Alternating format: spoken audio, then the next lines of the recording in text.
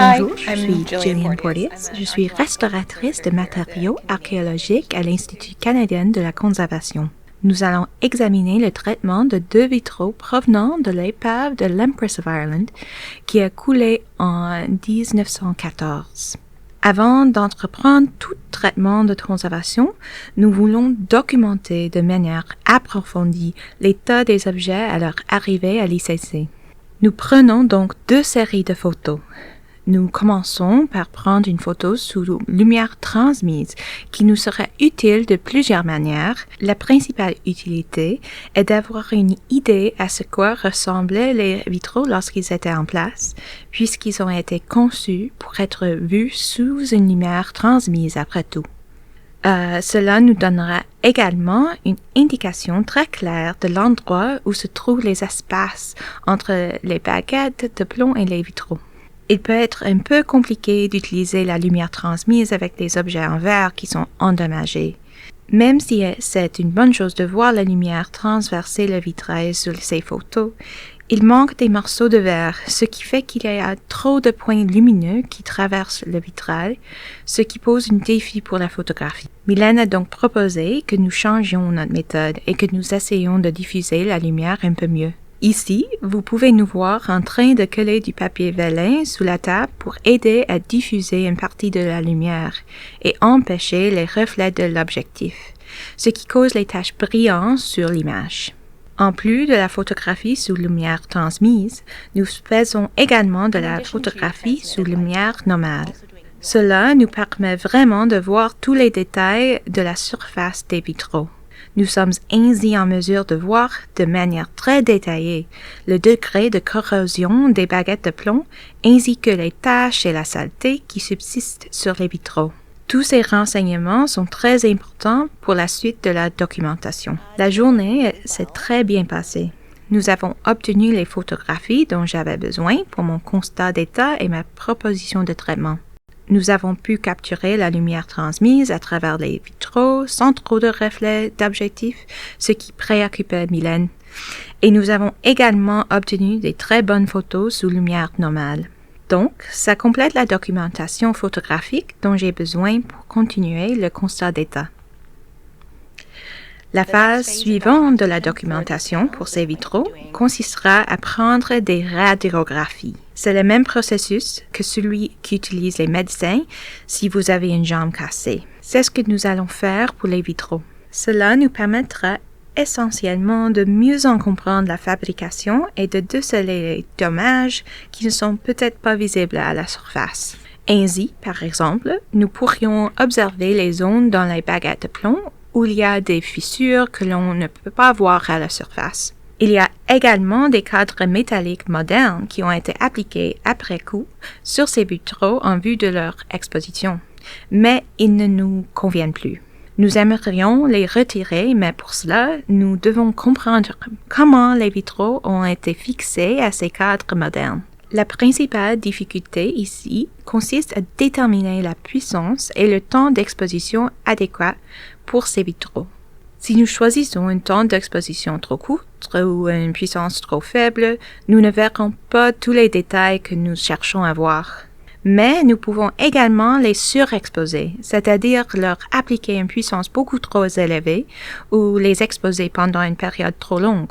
Nous n'obtiendrons alors pas assez de détails. Il y aura essentiellement une surdose de rayons X traversant les vitraux. Nous commençons donc par placer ces vitraux sous notre tube à rayons X. Nous devons les placer au-dessous de ces plaques numériques à rayons X. Ces plaques capturent les radiographies. Il y a un problème cependant parce que les vitraux sont si grands que nous devons prendre plusieurs radiographies partielles pour ensuite reconstruire une image complète. C'est en fait une partie très difficile et très stressante parce que le verre à l'intérieur des pièces de plomb est tellement lâche que chaque fois que nous remuons ou déplaçons, tout tremble et bouge. C'était donc très stressant d'essayer de les placer correctement.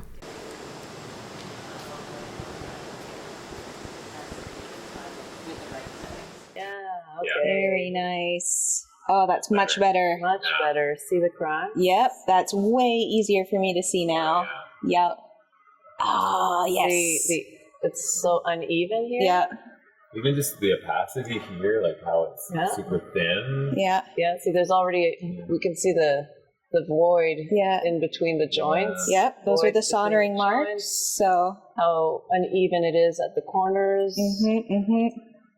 And Yeah, right there. there's air even, like, Trapped well, in void. there. Yeah, void in there. Cracks, another crack forming here. Oh, also it's really helpful because down here, so this is one of the points where it's still connected to the modern frame, and I can tell that when I go to detach it, I need to cut around this because this part would be part of the original frame, this little like poking off of it, or the original framing versus the modern. Maintenant que nous avons les images dont nous avons besoin pour travailler, j'aimerais en savoir un peu plus sur la façon dont ces vitraux ont été fabriqués, leur composition et les polluants qu'ils pourraient contenir. Pour effectuer de telles analyses, nous travaillons avec la merveilleuse division de la science de la conservation de l'ICC. XRF signifie la spectrométrie de fluorescence des rayons X, qui est aussi basée sur les rayons X. Nous envoyons des rayons X sur un matériau et le rayonnement qui en résulte nous permet de savoir quels sont les éléments présents. Alors, Maeve a pris leur spectre pour nous à l'aide de cette merveilleuse machine portative. Nous pouvons ainsi obtenir des renseignements tels que les types de métaux qui ont été ajoutés au verre pour obtenir des différentes couleurs que nous observons. Elle peut également utiliser cette technique pour nous dire quels métaux sont présents dans nos baguettes de plomb. S'agit-il de plomb pur ou d'un mélange de métaux? Nous pouvons examiner les points de soudure spécifiques, soit le type de soudure utilisé pour assembler les baguettes de plomb. Nous pouvons également utiliser la spectrométrie de fluorescence des rayons X pour savoir quel métal a servi à fabriquer la monture moderne. S'agit-il d'une cadre en zinc, une cadre en étain? La spectrométrie de fluorescence de rayons X est très pratique parce qu'elle est portative, ce qui nous permet de l'effectuer sur place dans le laboratoire. Mais il y a des techniques que nous voulons utiliser et qui ne sont pas portatifs. Pour cela, nous devons prélever des échantillons. Nous prélevons des échantillons extrêmement petits qui n'endommagent pas les vitraux eux-mêmes. Nous allons recueillir des fragments qui sont déjà détachés de la surface du vitrail. Vous verrez donc que nous prélevons de minuscules morceaux de baguettes de plomb à la surface du vitrail qui reposent librement. Nous allons également prélever des échantillons de produits de corrosion issus des baguettes de plomb. C'est un peu compliqué. Nous devons utiliser un microscope pour nous assurer que nous ne causons aucun dommage et que nous ne prélevons que des produits de corrosion se trouvant en surface. Pour ce faire, nous utilisons une lame de scalpel et une lame de microscope pour recueillir la poudre que nous grattons lentement de la surface. Tout au long de ce processus, il est très important de s'assurer que nous gardons une trace de l'emplacement de tous les échantillons que nous avons prélevés sur les vitraux. Nous devons donc prendre des notes très claires sur l'endroit où les échantillons sont prélevés afin de pouvoir ensuite relier cette information à un emplacement sur le vitrail. Parmi les différents types d'analyses que nous allons effectuer sur les échantillons que nous avons prélevés, citons la microscopie électronique à balayage, la diffraction des rayons X et la spectrométrie infrarouge à transformer de Fourier. Toutes ces techniques nous aideront à mieux comprendre les matériaux présents, mais elles pourront également nous aider à identifier certains de ces produits de détérioration et certains des problèmes susceptibles d'affecter ces vitraux. Par exemple, nous ne savons pas exactement comment ces vitraux ont été traités après avoir été récupérés de l'épave. Et l'un des problèmes importants pour tous les matériaux provenant d'un site marin est la présence de chlorure provenant des eaux salées de l'océan.